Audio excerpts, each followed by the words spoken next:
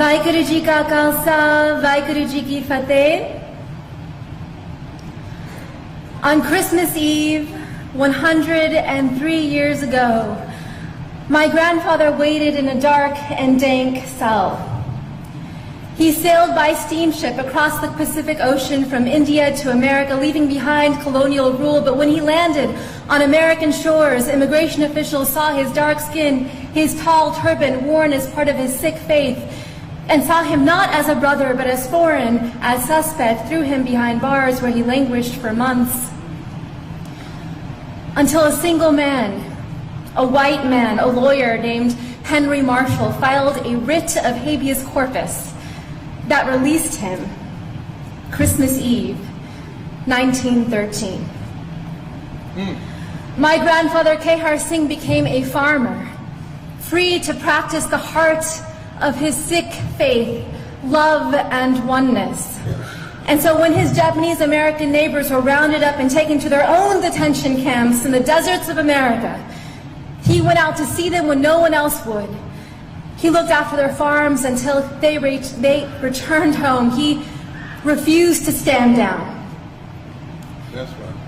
In the aftermath of September 11th, when hate violence exploded in these United States and a man that I called uncle was murdered, I tried to stand up. I became a lawyer like the man who freed my grandfather, and I joined a generation of activists fighting detentions and deportation, surveillance and special registration, hate crimes and racial profiling. And after 15 years, with every film, with every lawsuit, with every campaign, I thought we were making the nation safer for the next generation. Mama. And then my son was born.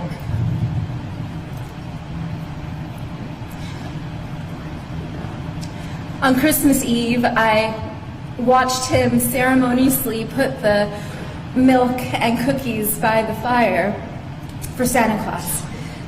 And after he went to sleep, I then drank the milk and ate the cookies. I wanted him to wake up and see them gone in the morning. I wanted him to believe in a world that was magical.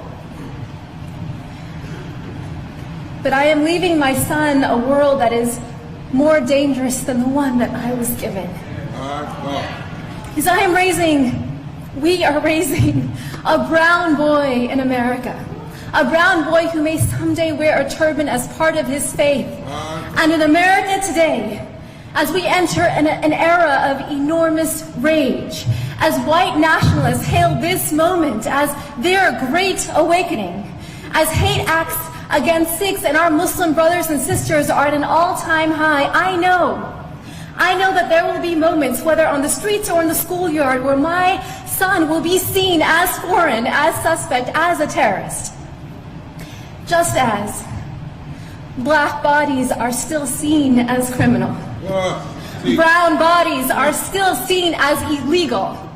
Trans bodies are still seen as immoral. Indigenous bodies are still seen as savage. The bodies of women and girls seen as someone else's property. And when we see these bodies not as brothers and sisters, then it becomes easier to bully them, to rape them, to allow policies that neglect them, that incarcerate them, that kill them. Yes, Rabbi. Yeah.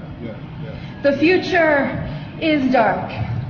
On this New Year's Eve, this watch night, I close my eyes and I see the darkness of my grandfather's cell, and I can feel the spirit of ever-rising optimism in the Sikh tradition, Chardi Kala, within him.